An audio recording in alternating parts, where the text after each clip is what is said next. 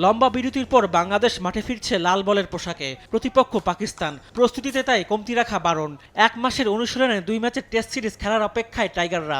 তারই অংশ হিসাবে চট্টগ্রামে ঘাম ঝরাচ্ছেন মুশফিক, মমিনুল, খালেদ, সাদমানরা। ১৭ আগস্ট পাকিস্তানের উদ্দেশ্যে দেশ ছাড়বে বাংলাদেশ দল। ২১ আগস্ট রাওয়ালপিন্ডিতে মাঠে গড়াবে প্রথম টেস্ট। সেই টেস্ট ম্যাচে মাঠে নামার আগে দেশ সেরা অলরাউন্ডার সাকিব আল হাসান জাতীয় দলের ক্যাম্পে যোগ দিচ্ছেন কবে? ক্রিকেট প্রেমীদের মনে এখন উকি দিচ্ছে এই একটাই প্রশ্ন। কারণ সাকিব যে ব্যস্ত সময় কাটাচ্ছেন ভিন্ন ফরম্যাটে। টি-20 বিশ্বকাপের পর দেশে ফিরলেও আবারও উড়াল দিয়েছেন যুক্তরাষ্ট্রে মেজর লিগ ক্রিকেটে খেলার জন্য। সেখান থেকে ভেন্যুর সাথে বদলেছে দেশ।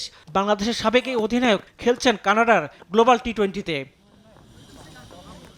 আগে থেকে বিসিবির কাছ থেকে ছাড়পত্র থাকায় বলা যায় আপাতত সাকিব আল হাসান ফিরছেন না দেশে। টি-20 ফ্র্যাঞ্চাইজি টুর্নামেন্ট শেষ করে সাকিব দেশে ফিরবেন ১২ আগস্ট। টেস্ট চ্যাম্পিয়নশিপের ম্যাচ খেলতে বাংলাদেশের পাকিস্তান সফরের তখন বাকি থাকবে ৫ দিন।